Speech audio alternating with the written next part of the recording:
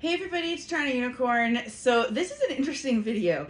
I recently chickened out of a situation and I reflected on it after, and I thought to myself, I regret that, and I don't normally regret things.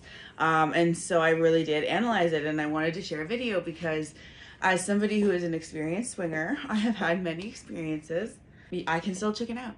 I can still chicken out. I can still get too nervous for a new situation, and it doesn't matter how extroverted you are sometimes. It doesn't matter how even attracted you are as a demisexual sometimes to them. I don't know, there was like this invisible barrier that I felt like I couldn't cross. And I even looked at her because she was beside me while I was at M4, by the way. And I said, I want to join, but I can't.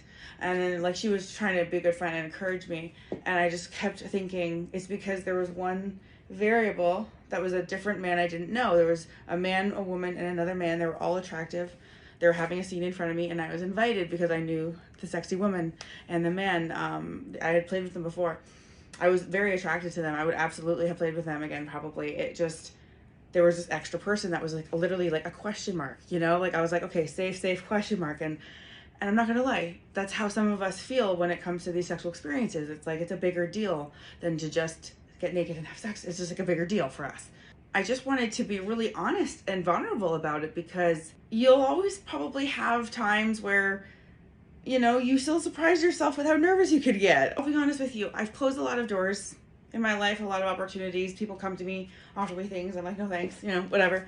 And I looked at the virgin that I helped de-virginize at the last DTF. You can see a video about that. I put the thumbnail on the screen and the link in the description. But it was the wisdom from that video. I'm actually going to insert it here so that you actually get the raw wisdom from the source. Since he decided to say yes, it started the conversation. It started me realizing his genuine nature and just me in a position to helped, right? And I just think it all was because you said yes in that one time when maybe you would have said no before, and you opened a door that opened other doors, and now look at you. Yeah. So I looked at her and she said, you know, maybe say a yes instead of a no. And I wish I could, but even just hearing it as an option to maybe reconsider and being open-minded instead of just being like a flat no, I found that there was room between the no, the want and the no. I don't know. It's really hard to explain.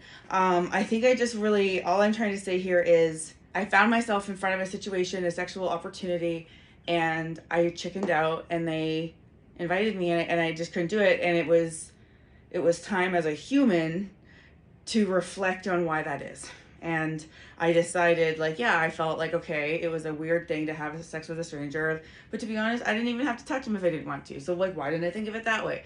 What if I said, hey, I'm just here to play with a lady? Like, what if that's what I wanted? So I just think, I felt like a timid, shy person on the inside. And I just think that, you know, we're all kind of that vulnerable person, and we all hate rejection, and we all ultimately want to feel safe with the people we're with. I think that's fair to say. So I do think next time I might make a different decision and just experiment with saying a yes instead of a no, and just seeing what kind of doors it opens. So this was just like almost like a diary that I wanted to share with you because it surprised me when I chickened out, and I was like, wow, my friends need to fucking know this, because they might chicken out too, and it's okay.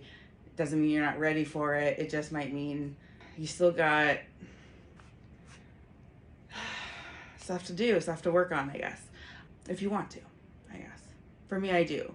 I want to create more opportunities. So anyways, thanks for tuning in.